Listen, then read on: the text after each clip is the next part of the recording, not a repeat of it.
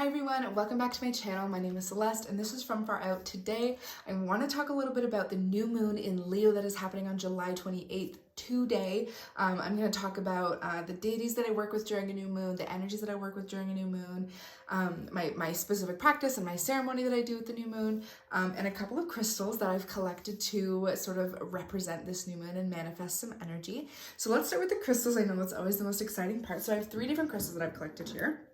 And I can't say that I would work with any of these individually for a new moon, but I mean, I would because I am, but I mean, like, these work as a trio. There's like a purpose and a place for all of these within this trio. Of course, they have beautiful power and energy on their own, but the trio is really what makes the magic. So if you're planning on doing something similar, or this is your first new moon and you're just sort of collecting ideas of what to do, I would recommend working with the energies that are represented here, as opposed to trying to find these exact crystals and saying, oh, well, I can't do it if I don't have these exact crystals, right? So the most obvious energies that we're working with here are sun, or like fire, sun, water, and earth. So those 3 things, like when you're watering a plant, I use these 3 energies, earth, water, and fire, as a like sort of a baseline to almost all of my, not spells, but incantations maybe. So in all of my ceremony, I make sure that the sun, the moon, and the earth are all represented here. The sun being fire and the moon being water, obviously. So these 3, let me explain who these are. Obviously for the sun, we're manifesting, we're in the new moon. It is Leo masculine energy, citrine. This is one of my most unique citrines. I can't say beautiful because I have dozens of beautiful citrines that I would never be able to decide, but this is an incredibly unique piece of citrine because it grows in that like that cluster flower formation. So and it's like celestial. Every point has like a million tiny baby points. I'll try and get a close up so that y'all can see, but I find that a lot of citrine that is found in these in this formation specifically is baked amethyst. So it's a little bit more difficult to find natural citrine in clusters like this. Just a pro tip: if it's white on the bottom, it's got an orange tip, it's baked amethyst. Let me just tell you that. So this is a natural citrine flower that is representing our sun today. The stone or fossil that is representing the moon, of course, absolutely my favorite moon crystal stone, earth energy, earth created energy. This is an ammonite. This one specifically is rainbow, I forget what that word is when it's like shiny on the outside. She's a little dirty because I've never gone and cleaned her up. This is kind of just how she was sent to me, and I think she's so beautiful. You can totally see her reflection, but anyways, she's a beautiful piece, and she's representing our moon energy, our water energy. Even though it is a new moon, with this ammonite, we are honoring the cycle. So knowing that full and new happen at the same time all the time, she's always there whether we see her or not, right? So we're just looking at this cycle of reflection. So reflecting to ourselves, reflecting our goals to ourselves, reflecting like the truth about ourselves. Maybe there are things that we've been like trying to hide or trying to just be like, it's okay, but this is going to reflect absolute truth. And there's no arguing with absolute truth.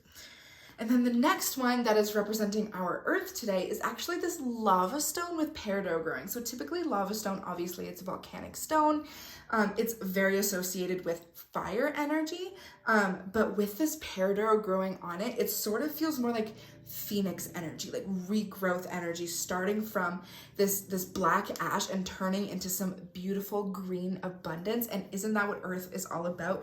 When you have these 2 ingredients of like magnification and reflection, that is how you're going to have creation. So I think this is a very important mathematical equation that I like to use when collecting crystals for gridding, collecting crystals for the new moon. So I really love these working together in a trio. So let's talk a little bit about the planets. So I'm not an expert by any means at astrology. I am not a student of astrology. I just have been learning about things that I've been picking up and things that I've been reading over the years of working in astrology. So I have a good base knowledge, but I'm not an in-depth astrological reader, let me tell you that. But from what I know, this new moon being in Leo is going to connect with Jupiter. And Jupiter is the planet of optimism and luck. The Roman god Jupiter, who I work with and love with my whole heart and soul. Jupiter is sort of would be considered the counterpart to what is more commonly known as Zeus in the Greek pantheon. So he's the god of the sky, the god of thunder, the god of light and creation. He's often known as having two brothers in the Greek pantheon, which is most commonly known. I'll refer to, which would be Poseidon and Hades in the Roman pantheon, as the word Jupiter is, named after a planet. Jupiter's brothers are Pluto and Neptune, obviously. So yeah, I want to talk a little bit about that because this is a great time to work with Jupiter energy and to work with that god of sky creation, that light form energy. He is all about confidence and pursuing your dreams and being clear and concise in your demand. Jupiter, when we connect in Jupiter now, it is going to be in retrograde until the end of 2022, early 2023 area. So that means that's the next time it's going to be direct. So that means in this whole time, it's a really, really, really good time to connect with your goals and to make sure that your goals are lined up in a way that will set you up for who you're going to be in the future.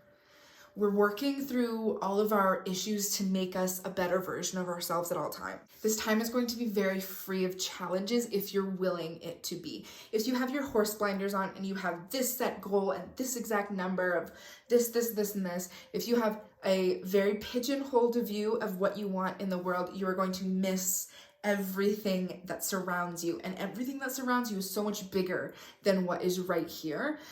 So it's a really good time to just be open to the gifts of the world. Jupiter, of course, calls us to be concise and to truly define what it is that we want, but there's more in the process of reaching our goal than we're willing to see sometimes, right? So because Jupiter is the god of the sky, he wants us to make noise. That is what these thunderstorms are all about.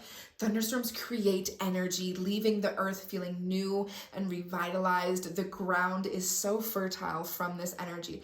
And a great part, a huge part about thunderstorms is the thunder, the sound, the noise. And I think that is so vital in our practices when we're working with Jupiter, when we're working with manifesting in Leo, working in this specific new moon, is to make noise. And you all know how much I love my rattle, but this is my little, I don't know what kind of horn this is. I think it's just a cow horn.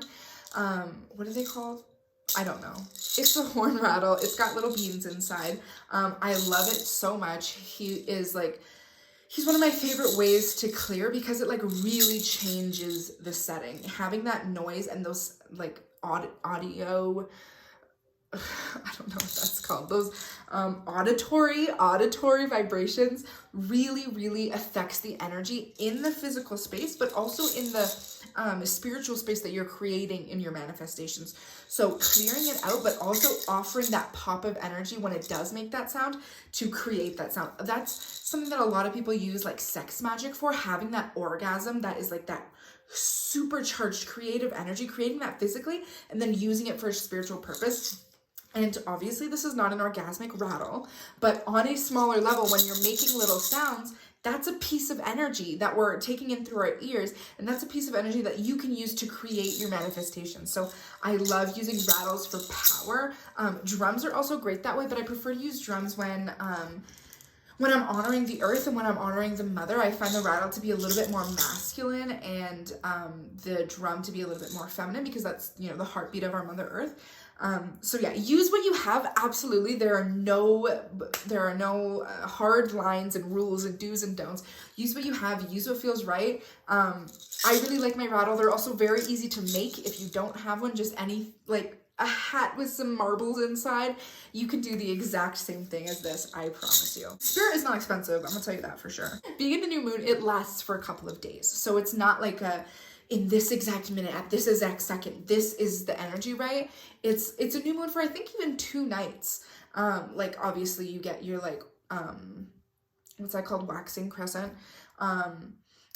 Over a few hours, there's more and more, but from visibility and illumination, I think it's 1% illumination. the new moon is around for a little bit of time. So you are not only manifesting what you like set as an intention in that moment, but also manifesting what you surround yourself during that time. So this is a really great time to connect to your source of love. If that source of love is your friends and family, spend time with them, make plans. If that source of love is your artwork, make something beautiful and call it New Moon in Leo. If your source of love is eating or cooking, connect to your food, offer that food to the deities that you work with, offer that food to the ancestors, share your love and connect with it. So whatever your source of love, find it and sit in it and be there with it as we manifest in this beautiful energy of the new moon, starting the cycle off in a good way and ending the last cycle off in an even better way. When we're working in the lunar cycles and the moon energy in general, we're often working with a lot of emotions, and being in a new moon not only signifies a beautiful beginning, but also an ending. This is the end of the last cycle. So look back and reflect on what it is that you experienced in the last one. And I know that sometimes moon cycles are hard, and the last few weeks have been really hard on you and heavy on you. Or maybe there's some that you've been ignoring from moon cycles long ago. They're still behind you and they still affect the one that's moving forward. So when we're able to turn around and reflect back, we can choose to reflect a beautiful like present moving forward. And sort of like let this exist. Stop carrying it with us, but stopping it here because you were conscious enough to look back and create a barrier for it to live in here. You don't have to be afraid of these emotions. You can just feel them and let them pass. Let yourself pass into the next moon cycle, but it's not gonna go away if you do not feel them. So fearlessness is a big theme with Jupiter and with Leo energy. So being fearless and understanding that being fearless doesn't come easily. There's not a switch that you can just click. You're gonna have things that scare you. And so choosing to see those things that scare you, acknowledge them, acknowledge that it is fear so that it can be transformed, and transform it into quietness and power, and knowing that fearlessness invokes power. So I'm going to go ahead and switch over the camera angle and show you how I'm going to be gridding for this new moon. Of course, this is typically something I would do at night, but just for filming, I'll show you how I'm going to be doing this tonight with my different medicines. I'm going to grid up some of these crystals. I'm going to have some written mantras and things. And I will see you there in just 1 second. All right, welcome everyone. So this is the little mini grid that I've created to show you kind of how I do my little new moon ceremony. This is just some incense that I have here. I ran out of cone incense. That probably would have been cooler, but whatever. I just have some incense going to represent like my sacred fire, because my sacred fire is very integral to my new moon experience. So if you are able to have an outdoor fire, this is sort of an example of how you can put things on the ground outside. If you're just going to be using a candle, just place your candle right here in the middle. All right, so we have our earth, our water, and our sun all represented in our triangle. And then I have these little apopholites here. These are really cool. I like to use these. You can use quartz, you can use any kind of just like clear representative crystal, because this is where I'm going to place my intentions, my manifestations. Even if you're not a manifester and you don't want to manifest anything, you can use these to like talk to your ancestors. So you can just offer gratitude, you can offer and any words that you want to share with spirit can go here, whether you're asking for something or you're just simply showing gratitude. And you can do a mix of both. You can have 2 intentions and some gratitude. You can have 2 pieces of gratitude and some intentions. You can do whatever you want. You can have 500 different things written here, or you can just have the same one thing over and over again. So I'm going to show you how I do mine. So I just have my little notebook here, and I like to use pages ripped right out of my notebook, just because like I feel like my notebook has like all of my intentional energy in it already. So these papers are already like charged. Or if you're not the kind of person who likes to rip out of their notebook, just use any kind of random piece of paper. Okay, so I've just placed my 2 intentions down here, and then I just wanted to show you as an example, you want to write in, and I know this is like very common amongst manifestors in general, you want to write as if it's already happening. So you want to use I am statements, even if they're manifestations. If you're like, whatever you're manifesting, start with I am, or I have, or something that is in the present tense. You don't want to say things like I am going to, or I want, or please. You can be very clear, very direct, as if it is happening right now. So this is just a bit of gratitude that I wanted to offer. So I'm going to place that in the bottom position here, representative of the earth or the squash. I don't know if I mentioned that yet, but because I'm going to get how a lot of my teachings come from our history, and the three sisters are a big part of our history and a very important piece of my spirituality. The three sisters are corn, beans, and squash, and for me, they represent past, present, future. They represent growing out, or growing up, growing out, and then growing down. So squash is what is down here at the bottom.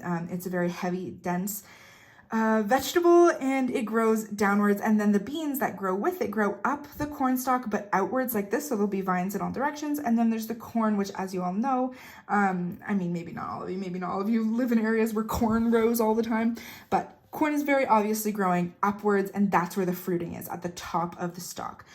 So that's sort of the energy that I like to work with here. Three Sisters is vital to my spiritual practice. So now that we have our intentions, we have all of our energies set, we have our fire going, ready to cleanse us out of our old cycles and give us that power of creation into our new cycles. So the next important thing that I like to use is my rattle. So if you have your fire and you have your stones around it on the ground, your intentions on the ground, dancing around the fire, just singing your favorite songs, whether it's a traditional spiritual song or if it's Katy Perry, just sing something, make noise, use your rattle, use your drum, use your body, clap your hands, just make noise and make movement, just using your voice even. If you're just doing it on a table and you have a candle with you or an incense with you, just shaking it around, again, singing your favorite songs, going in all directions. I hope you can hear me. Maybe I should stop doing that. But it's a great way to, just like that fire energy, cleanse and then renew. All right, folks, that is how I do my new moon ceremony. Thank you so much for joining me. Leave any questions in the comments below or tell me how you do things your way. Please be kind, take what resonates, leave what doesn't. If none of this resonates with you, that's totally fine. This is just me. This is just my life. I love you all. I will see you in the next one.